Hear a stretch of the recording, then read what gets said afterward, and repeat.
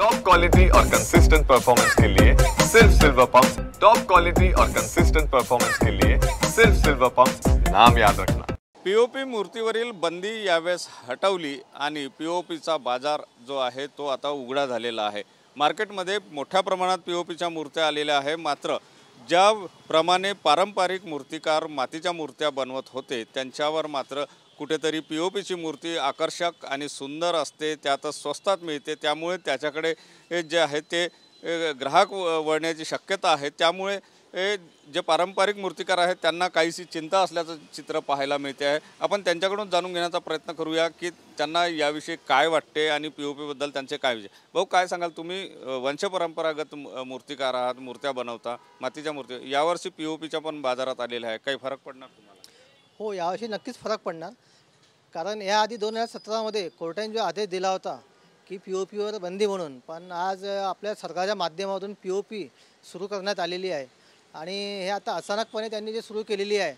पण माझं एक म्हणणं आहे की हे करायचं होतं पीओपी चालू तर 1 वर्ष आधी सुरुवात करायची होती, जेणेकरून जे लहान मूर्तिकार आहेत त्यांनी लहान मूर्त्या बनवल्या नसत्या आणि आम्हीसुद्धा हा मोठ्या मूर्त्या मातीच्या बनवलेल्या नसत्या।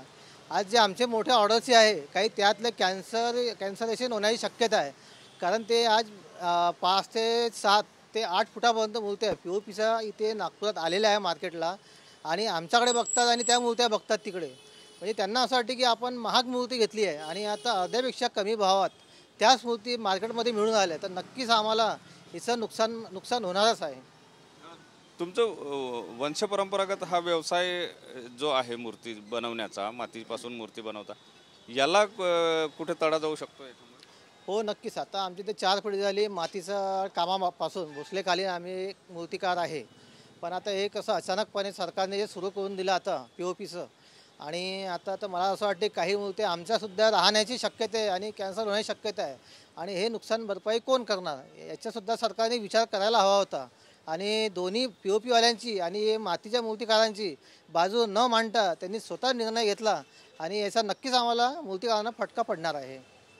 नक्कीच नागपुरातील मूर्तिकार संघटना आहे आणि त्याचे अध्यक्ष जे आहे त्यांच्याकडून अशा प्रकारची प्रतिक्रिया व्यक्त होताना दिसते आहे की पीओपीच्या मूर्ती आणायच्या होत्या तर आधीच आणायला पाहिजे होत्या, यामुळे आता जे आहे ते नुकसान होण्याची शक्यता वर्तवली जात आहे। कॅमेरामन साईस सुनील लगे, TV9 मराठी, नागपूर।